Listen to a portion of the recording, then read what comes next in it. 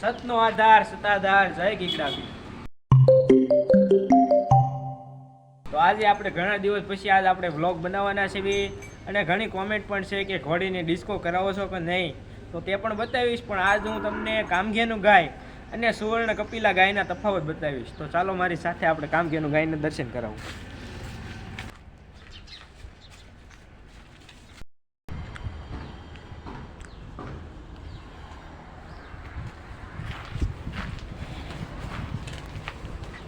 તો આ છે આપણે કામઘેનું ગાય જીવાય સત્તાધાર આશ્રમ.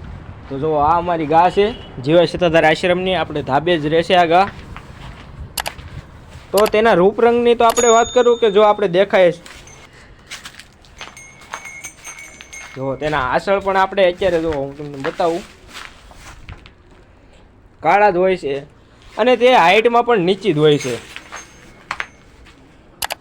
અને જ્યારે પણ તેની ઉંમર વધતી જાય છે ત્યારે તેના શિંગડા છે તે આપણે સોના જેવા થઈ જાય છે. અત્યારે તો પીળા થવા માંડ્યા છે. અત્યારે તો આપણે આ 3 વેતર આપણી પાસે જીવાય સત્તાધાર વિયાણી છે. તેની માં જ્યારે દેવ થઈ ત્યારે આપણે ગાને અહીંયા ધાબે લાવ્યા હતા. તો આ ગા અત્યારે આપણે ધાબે ને ધાબે રહેશે. તો આ ગાની આપણે તમને ખાસિયતની વાત કરું કે આપણે જે સીતારામ બાપુ જ્યારે આ સૌરાષ્ટ્રની ધરતી પર આવ્યા, જ્યારે પણ આ સૌરાષ્ટ્રની ધરતી પર આવ્યા અને ત્યારે જે તેમની સાથે એક ગા લાવ્યા હતા તે કામઘેનું ગાય કવલી આપણે જે બાપુ કહેતા હતા એને, તો તેની આ વાછડી છે. આ બીજા વેતરે જે ગા આવી હતી તે પણ તેના જેવી કાળી રૂપ રંગે અને તેના જેવી જ છે આપણે. તો આ ગાની પણ આપણે 3 વાછડીઓ છે. આનો પણ વંશવેલો આપણી પાસે છે અત્યારે. અને આ ગાની જો તમે આપણે જે ગીર ગા આવે એના કાન પણ આપણે લાંબા હોય અને ગા પણ હાઈટમાં હોય. તો કામઘેનું ગાયમાં તો એવું છે કે આપણે આ ગા હાઈટમાં ન હોય, હાઈટમાં નીચી એવી હોય અને તેનું પૂંછડું પણ જો ટૂંકું હોય છે અને કાન પણ ટૂંકા હોય છે.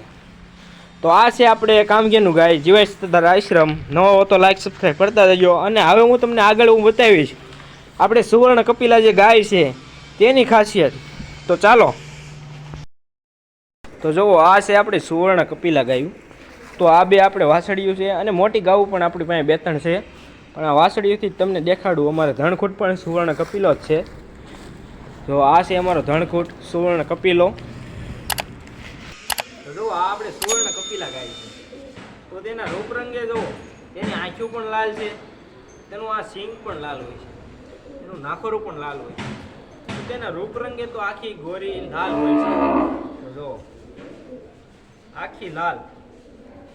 કામઘેનું ગાય અને સુવર્ણ કપિલા ગાયમાં બહુ જાજો તફાવત આવે છે. કારણ કે સુવર્ણ કપિલા ગાય છે ને તે લાલ હોય છે રૂપ રંગ, અને કામઘેનું ગાય છે ને તે કાળી પણ હોય છે અને જાંબલી પણ હોય છે. તો જો આ આપણે લાલ છે, એનું સિંગ પણ લાલ હોય છે.